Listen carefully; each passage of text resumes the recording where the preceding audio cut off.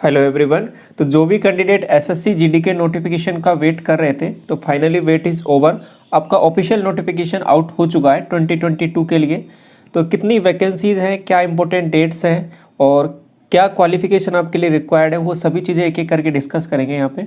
तो सबसे पहले मैं इंपॉर्टेंट डेट से स्टार्ट करता हूँ। सबसे पहले डेट के बारे में बात करता हूँ। तो आपका जो फॉर्म स्टार्ट हो जाएगा वो 27 तारीख से हो जाएंगे और 27 अक्टूबर, और ये फॉर्म चलेंगे आपके पास 30 नवंबर 2022 तक। और साथ में जो आपका शेड्यूल्ड है आपका CBT 1 जो आपका एग्ज़ाम कंडक्ट कराया जाएगा इसमें जनवरी 2023 में है। तो ये चीज़ ध्यान रखनी, पहले तो फॉर्म की डेट इंपॉर्टेंट हो गया और एग्ज़ाम का भी आपका जनवरी में ही कंडक्ट कराया जाएगा, ये यहाँ पे क्लियरली लिखा हुआ है।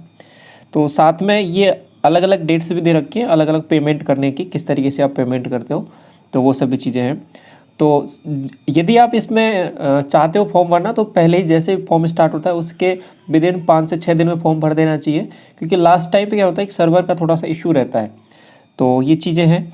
साथ में इसके बाद मैं वैकेंसीज़ के बारे में बात करूँगा, किस तरीके से वैकेंसीज़ हैं। और पहली बात तो आपको ये पता ही होगा, पे लेवल जो स्केल है इसमें पे लेवल 1 है और पे लेवल 3 है इसमें।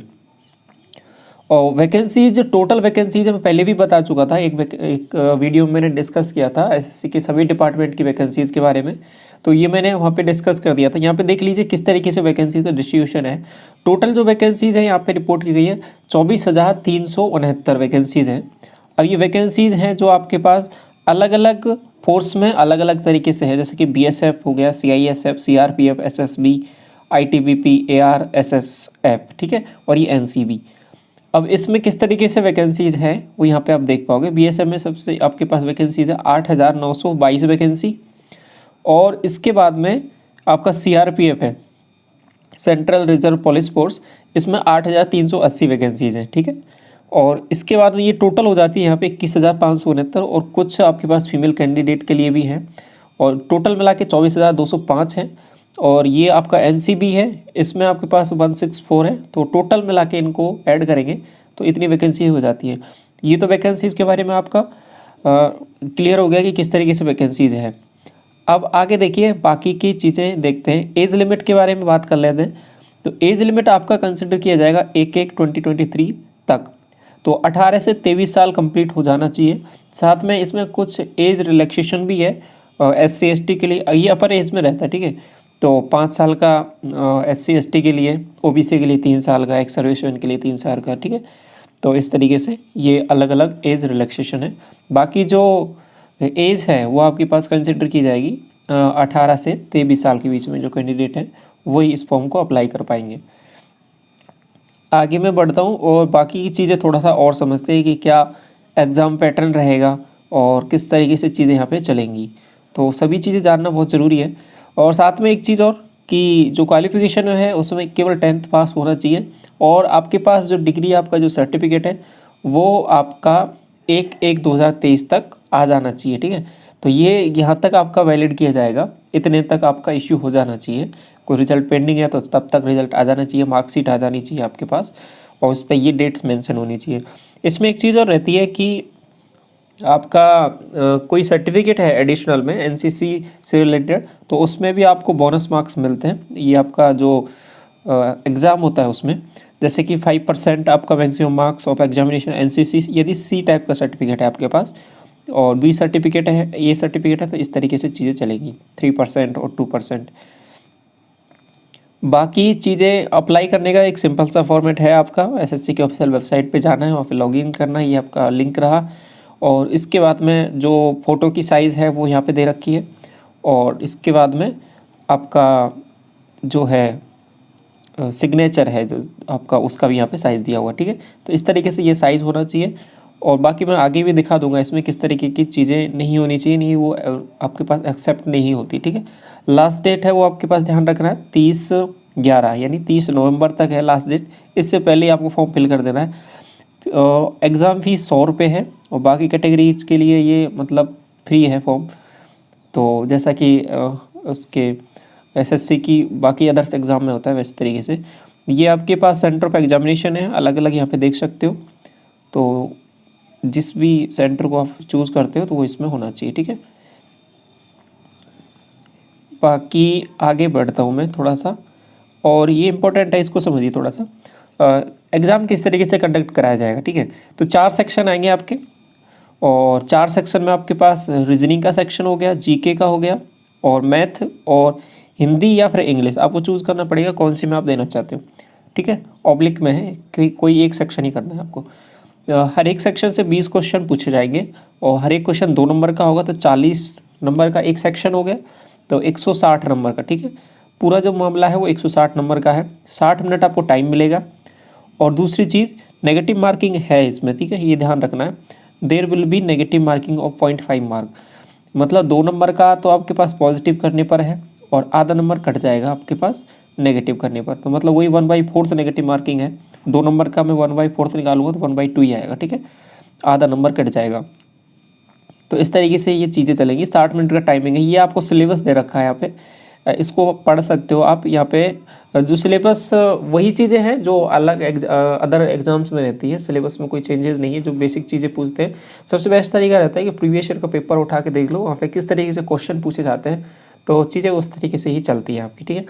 बाकी स्पेसिफिक आपको ये सिलेबस चाहिए तो ये मैं PDF पूरा कंप्लीट आपको टेलीग्राम चैनल पर शेयर कर दूँगा, तो वहाँ से आप इसको डाउनलोड कर सकते हो, पढ़ सकते हो, ठीक है। टेलीग्राम चैनल का लिंक वीडियो के डिस्क्रिप्शन में दिया हुआ है, वहाँ से आप ज्वाइन हो सकते हो।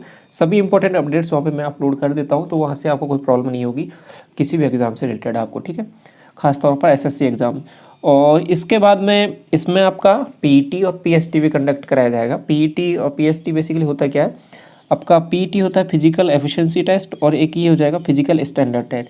स्टैंडर्ड में आपके मेजरमेंट किए जाते हैं कि कितना हाइट हो गया, वेट हो गया, और एफिशिएंसी में आपसे रनिंग हो गया, तो इस तरीके की चीज़ें चलती हैं। तो कैसे हैं वो सभी चीज़ के बारे में बात करेंगे, क्या स्टैंडर्ड है आपका।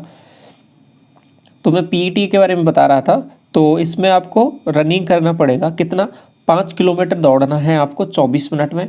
ये मेल कैंडिडेट के लिए बात कर रहा हूँ, ठीक है। और इसके बाद में ये दूसरा आपके पास है 1.6 किलोमीटर है, और 8.5 मिनट में, ये फीमेल कैंडिडेट के लिए है। अब इसमें थोड़ा कम करें इसको, 1.6 किलोमीटर 6-6.5 मिनट में। और इसके बाद में ये है आपके पास for the candidate of Ladakh region के लिए, ठीक है, ये दूसरा वाला जो पैरामीटर है। और जो ये ऊपर वाला पैरामीटर है ये बाकी अदर कैटेगरीज के लिए, ठीक है, जो कैंडिडेट लद्दाख के अलावा है उनके लिए, ठीक है। तो 800 मीटर 4 मिनट में दौड़ना है। तो ये आपका नॉर्मल जो कैंडिडेट है उनके लिए ये ध्यान रखना है कि 5 किलोमीटर 24 मिनट में, और यदि फीमेल कैंडिडेट है तो 1600 मीटर हो गया ये, और 8.5 मिनट में आपको दौड़ना है। तो ये चीज़ें हैं। इसके बाद मैं बता रहा था आपको कि फिजिकल स्टैंडर्ड टेस्ट में क्या होता है, आपका हाइट वेट मेजर किया जाता है। तो इसमें हाइट होना चाहिए आपका 170 सेंटीमीटर, फीमेल के लिए 157 सेंटीमीटर। अब इसमें देखो रिलैक्सेशन भी रहता है।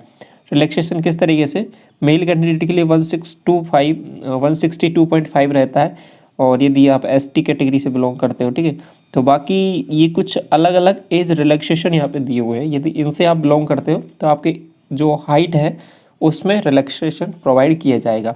फीमेल कैंडिडेट के लिए भी है ऐसे ही, और आपके पास मेल कैंडिडेट के लिए। बाकी जो नॉर्मल मेजरमेंट है वो आपका 170 और 157 सेंटीमीटर होना चाहिए। तो यहाँ तक अभी तक कोई डाउट नहीं होना चाहिए। तो इसके बाद में चेस्ट का है जो मैं बात कर रहा था, अनएक्सपेंडेड 80 सेंटीमीटर, और एक्सपेंशन यानी फैलाने के बाद में 5 सेंटीमीटर का उसमें एक्सपेंशन होना चाहिए। तो ये चीज़ें क्लियर हैं। और इसमें वही चीज़ मैं पहले बता रहा था, रिलैक्सेशन यहाँ पर भी रहेगा। और बाकी चीज़ देखो, वेट के बारे में लिखा हुआ है कि जैसे जो आपका अदर पैरामीटर है हाइट और एज के हिसाब से ये वेट भी कैलकुलेट किया जाता है। तो वेट को भी कंसिडर किया जाएगा आपका, ऐसा नहीं है कि वेट का कुछ ऐसा लॉजिक नहीं है, वेट का भी लॉजिक है यहाँ पे। Proportionate to height and weight as as per the medical standard, जो आपका कहते हैं ना कि BMI जिसको बोलते हैं, बॉडी मास इंडेक्स बोलते हैं ना।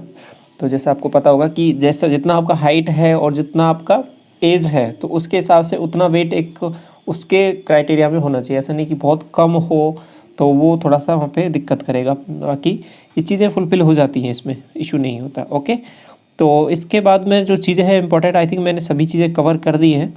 और फिर भी कोई क्वेरी रह जाता है तो पूछ सकते हो आप। हाँ, एक चीज़ और कि इसमें जो चीज़ें हैं पहले आपका CBT कराया जाएगा शायद, और उसके बाद में शायद आपका फिजिकल टेस्ट कराया जाएगा, जैसा कि यहाँ पे लिखा हुआ है। तो the recruitment process will consist CBT और उसके बाद फिजिकल एफिशिएंसी है, फिजिकल स्टैंडर्ड है, medical test and then document verification. ठीक है, इस तरीके से चीज़ें लिख रही हैं यहाँ पे। और बाकी जो आपका candidate scoring following cut off marks without adding bonus marks will be consider eligible for the short listing for next PT. मतलब क्या कह रहे हैं कि जो आपका CBT 1 होगा ना, जो आपका एग्ज़ाम कराया जाएगा, जो 20-20 क्वेश्चन का मैंने बताया था, उसमें मिनिमम ये मार्क्स तो आपको चाहिए ही चाहिए। मिनिमम इतने ले आओगे तो इससे कट ऑफ कम नहीं जाएगा। ठीक है, इससे ये मिनिमम कट ऑफ है, तो इतने मार्क्स आपके ले आए। तो बाकी आल्दो कट ऑफ इससे ऊपर जा सकता है कैंडिडेट अगर ज़्यादा अवेलेबल है, इतने तो चाहिए ही चाहिए हर एक उसमें। तो इतने आप लाओगे तो उसके बाद फर्दर आपको कंसिडर किया जाएगा नेक्स्ट प्रोसेस के लिए। ठीक है, इससे कम हो जाएगा तो फिर उसके बाद में बाहर हो जाओगे। तो ये चीज़ को ध्यान रखना है। तो अब ये देखो, ये 160 का परसेंटेज निकालना है। 160 का मैं 30% निकालूंगा तो 48 आ जाएगा। 48 नंबर चाहिए। इसका 25% निकालूंगा तो आपके पास कितना हो जाएगा, 40 नंबर हो जाएगा। तो इस तरीके से चीज़ें चलेंगी। और अदर कैटेगरी से 20% हो जाएगा, 32 नंबर हो जाएगा। ठीक है, यहाँ तक। अब ये चीज़ें हैं, अब ये अलग अलग है इसमें फोर्सेज में इसके बारे में बता चुका हूँ कि इनके लिए आपके पास रिक्रूटमेंट हो रहा है अलग अलग फोर्सेज के लिए। तो बाकी एक बार फ़ोटो के बारे में और बता देता हूँ आपको कि उसको थोड़ा सा इम्पोर्टेंट है ध्यान रखना कि काफ़ी बार क्या होता है कि फ़ोटो यदि आप गलत अपलोड कर देते हो तो उसमें क्या है कि कई बार एस्पिरेंट का जो एप्लीकेशन है वो रिजेक्ट कर दिया जाता है। तो उसको थोड़ा सा ध्यान रखना है। ये देखो, ये आपका फॉर्म भरने का वो हो गया पैनल, यहाँ पे किस तरीके से चीज़ें चल रही है। और फ़ोटो का जो आपको सैम्पल साइज़ है वो मैं बता देता हूँ एक बार। यहाँ पे ये रहा, देखो देखो कुछ फ़ोटो आपका इस तरीके से होना चाहिए। ठीक है, क्लियरली आपका फेस विजिबल होना चाहिए। बहुत ज़्यादा डार्क ऐसा कलर नहीं होना चाहिए, बहुत ज़्यादा जूम नहीं होना चाहिए, कैप वैप कुछ होना नहीं चाहिए। ठीक है, इन चीज़ों का ध्यान रखना है। ब्लर नहीं होना चाहिए और बहुत ज़्यादा डार्क भी नहीं होना चाहिए, कोई ऐसे उल्टा नहीं होना चाहिए। तो इस तरीके से चीज़ें इनको अवॉइड करना है। यदि ऐसा कुछ फ़ोटो है तो उसको थोड़ा सा दूसरा फ़ोटो लें, बढ़िया सा नया फ़ोटो खिंचवा लें उसमें। और उसी तरीके से आपका फेस है बिल्कुल क्लियर विजिबल होना चाहिए। और ये कोई चश्मे वश्मे नहीं होने चाहिए उसमें। ठीक है, तो ये क्लियरली लिखा हुआ है, तो उसी हिसाब से आपका फ़ोटो इस तरीके से होना चाहिए। तो यही आपका एक्सेप्टेबल होगा। नहीं क्या है कि अभी फॉर्म भरतोगे लास्ट में वो रिजेक्ट कर दिया जाता है, तो उससे अवॉइड होना है, तो फिर मौका भी नहीं मिलता। तो इसलिए ये चीज़ का थोड़ा सा ध्यान रखना फॉर्म फिलिंग के दौरान। बाकी चीज़ें हैं जो इम्पोर्टेंट्स हैं आपके। पहली बार फॉर्म भरे तो आपका डेट ऑफ बर्थ हो गया, फादर्स नेम, मदर्स नेम, उन चीज़ को थोड़ा सा सही तरीके से भरना है। ठीक है, बाकी पहले से भरा हुआ है तो वो चीज़ें ऑलरेडी उसमें फीड है, तो आपको केवल फ़ोटो और सिग्नेचर ही अपलोड करने हैं। क्लियर? तो ये सब चीज़ें हैं। आई होप चीज़ें आपको यहाँ पे क्लियर हुई होंगी। और ये नोटिफिकेशन मैं आपको टेलीग्राम चैनल पे शेयर कर दूंगा। एसएससी की ऑफिशियल वेबसाइट से भी डाउनलोड कर सकते हो। और बाकी अदर्स लिंक्स आपको वीडियो के डिस्क्रिप्शन में मिल जाएंगे, वहाँ से ज्वाइन हो सकते हो आप। और कोई क्वेरी रहता है किसी भी पॉइंट के रिगार्डिंग तो आप पूछ सकते हो टेलीग्राम चैनल पे भी और यह वीडियो के कमेंट सेक्शन पे भी। ठीक है, यहाँ तक। तो इस वीडियो को यहीं तक रखते हैं। Thank you so much.